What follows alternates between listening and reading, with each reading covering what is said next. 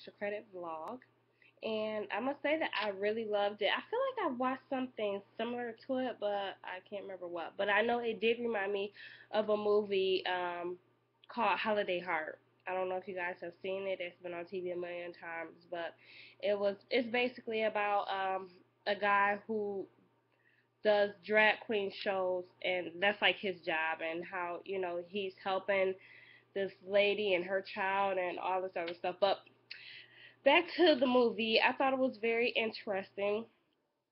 I did kind of know about the drag shows and all that. I didn't know that they were called balls, but one thing I liked about it is at first I thought it was all about just gay men, like just gay men only coming to the balls, only gay men participating in the balls, and I like the fact that this ball is a place where gays are accepted. They feel good about themselves. They don't have no care in the world. They feel free, and at the same time, they accept other people who are straight.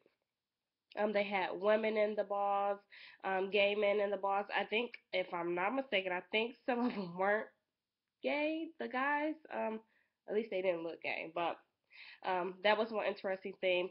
Another interesting thing that I found out or that I paid attention to was in my last class on the history of women, they talked about how the image changed over years, and which also touched in the movie. He said at first they started out, they wanted to do the Las Vegas, the big feathers and the big, flashy type of thing, and then they moved on to the Marilyn Monroe look, and then they moved on to the model look. And so in our class that we talked about, how um, the transformation of the looks of the ideal woman had kind of, you know, changed over the years. They were looking like housewives and all that stuff. That was the ideal thing. And then, they what was it called? I can't even remember the name. It starts with a G. The I can't remember the name, but it was kind of like the showgirl, the big feathers, the Vegas type of look and everything. So that kind of brought me back to that class and how they talked about that. But overall, I really liked how, that was a place where they, kind of embraced each other. They felt good about what they were doing. They weren't ashamed of anything, and they just like to support each other. So that was like a really good. I like the video. I like the fact I love documentaries personally. I feel like they're more realistic, of course. But I really liked this. I really liked what was his name? The first guy, La Beja, Pepper La Beja. That's the name. Sorry.